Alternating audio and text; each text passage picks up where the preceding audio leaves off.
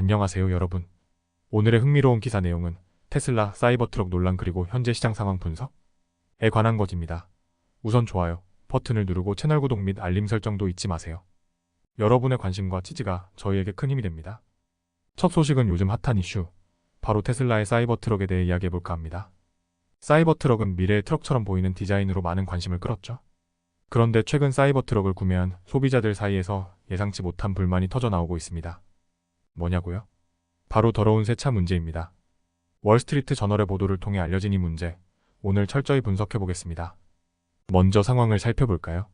최근 사이버트럭을 받은 여러 소비자들이 소셜미디어에 불만을 쏟아내기 시작했습니다.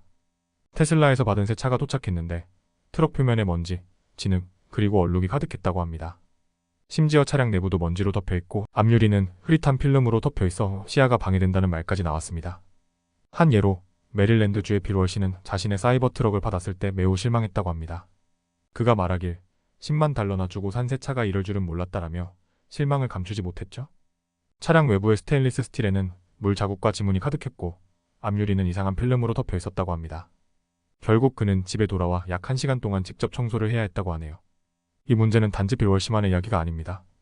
나다니엘 더럼을 포함한 여러 명의 사이버트럭 소유자들이 비슷한 경험을 했다고 소셜미디어에 게시했습니다. 이들은 트럭의 외부가 얼룩으로 덮여있고 내부는 먼지로 가득 차 있으며 바닥 매트도 더럽다고 불만을 토로했습니다. 자동차 산업에서는 이런 상태의 신차를 인도하는 일이 흔치 않다고 전문가들은 말합니다. 보통 자동차 제조업체와 딜러는 차량을 고객에게 인도하기 전에 철저히 검사하고 세차하는 것이 기본입니다. 그렇다면 왜 테슬라는 이런 일이 발생한 걸까요? 테슬라는 소비자에게 직접 판매를 하는 독특한 구조를 가지고 있어 중간 딜러를 거치지 않습니다. 이 때문에 대부분의 세부 작업을 회사 내부에서 수행하며 여러 지역의 직원들이 공장에서 배송된 차량을 다듬는 역할을 하고 있죠. 그러나 문제는 이 과정이 매끄럽지 않다는 것입니다. 전직 테슬라 직원들에 따르면 특정 배달센터에서는 사이버트럭의 세부 작업에 대한 지침이 제대로 전달되지 않아 혼란이 발생했다고 합니다. 이로 인해 사이버트럭의 독특한 스테인리스 스틸 표면이 얼룩이나 지문을 쉽게 끌어들이게 되었고, 이는 청소를 더욱 어렵게 만들었습니다. 사실 사이버트럭을 완벽하게 세부적으로 살피려면 최소 2시간이 걸린다고 합니다. 반면 테슬라의 다른 모델인 모델 Y는 45분밖에 걸리지 않죠. 이로 인해 일부 배달센터에서는 고객들에게 더러운 트럭을 급하게 인도하게 되었을 가능성이 큽니다. 물론 모든 사이버트럭이 이런 문제를 겪은 것은 아닙니다. 많은 소유자들이 깨끗한 상태로 차량을 받았다고 말하며 만약 문제가 발생하더라도 직원들이 신속하게 해결해 주었다고 합니다. 그러나 이런 문제는 테슬라의 이미지에 타격을 줄 수 있습니다. 자동차 업계 전문가들은 이런 일이 반복되면 소비자 신뢰에 영향을 미칠 수 있다고 경고합니다. 특히 사이버트럭과 같은 고가의 차량에서는 더욱 그렇죠. 고객들은 $10만 이상의 돈을 지불하고 차량을 구매한 만큼 기대하는 바가 클 수밖에 없습니다. 결론적으로 사이버트럭의 더러운 세차 문제는 테슬라가 해결해야 할 중요한 과제입니다. 소비자들은 단지 차량의 성능만이 아니라 구매 경험 전체를 평가합니다. 테슬라가 이러한 문제를 어떻게 해결해 나갈지 앞으로의 행보가 주목됩니다. 두 번째 소식은 최근 주식시장과 경제 상황에 대해 깊이 있는 분석을 해보려고 합니다. 여러분이 주식시장에 관심이 있다면 이번 영상이 꼭 도움이 될 거예요. 지금 시장이 상승세를 보이고 있지만 장기적으로는 위험이 도사리고 있다는 월스트리트 저널의 분석이 나왔습니다. 이 내용을 중심으로 왜 이런 평가가 나왔는지, 또 우리가 어떤 점을 주의해야 할지 알아보겠습니다. 최근 주식시장은 꽤 좋은 성과를 내고 있습니다. 여러 경제 지표들이 긍정적인 신호를 보내면서 투자자들의 기대감을 자극하고 있죠. 예를 들어 미국의 소비자들이 점차 긍정적인 심리를 보이면서 소비가 늘어나고 있습니다. 미시간 대학의 최신 조사 결과에 따르면 소비자들의 감정 지표가 상승했으며 이는 경제가 회복되고 있다는 신호로 해석될 수 있습니다. 또한 뱅크 오브 아메리카의 전략팀은 뭐기지? 재용자 활동의 급증과 중소기업의 낙관주의 증가를 녹색싹으로 보고 있습니다. 이는 경제의 기저가 조금씩 회복되고 있다는 것을 의미하죠.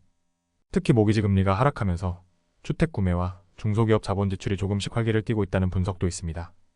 하지만 여기서 중요한 것은 이런 긍정적인 변화가 지속될 수 있는가에 대한 의문입니다.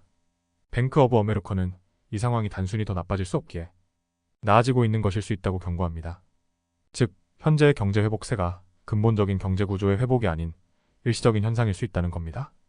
또한 최근의 경제 지표들이 개선된 이유 중 하나로 정치적 요인이 언급되고 있습니다. 예를 들어 민주당원과 무소속 유권자들 사이에서의 긍정적인 감정 상승이 이러한 변화에 영향을 미쳤다는 분석도 있습니다. 하지만 공화당 지지자들 사이에서는 여전히 부정적인 감정이 남아있는 상태입니다. 그렇다면 앞으로의 시장은 어떻게 될까요? 전문가들은 9월에 접어들면서 시장의 변동성이 커질 것으로 예상하고 있습니다. 이는 주로 연방준비제도 연준의 금리 정책과 경제 전반의 불확실성 때문인데요. 연준이 금리를 인하할 가능성이 있지만 이는 단기적인 금융 자산 성과를 개선시키는 데 그칠 수 있습니다.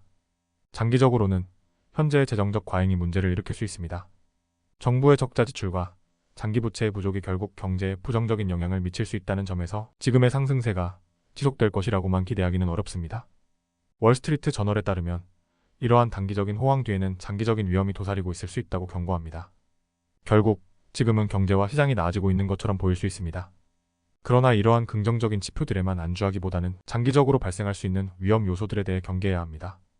여러분도 투자 결정을 내릴 때 단기적인 호황에만 집중하기보다는 장기적인 관점을 함께 고려하는 것이 중요합니다. 여러분은 현재 시장 상황에 대해 어떻게 생각하시나요? 장기적인 위험 요소들에 대해 걱정하고 계신가요? 아니면 지금의 상승세가 지속될 것이라고 믿으시나요? 오늘은 여기까지입니다. 다음 영상에서 더 유익하고 흥미로운 내용으로 찾아뵙겠습니다. 이 영상은 투자 의견이 아닙니다. 매우 감사합니다.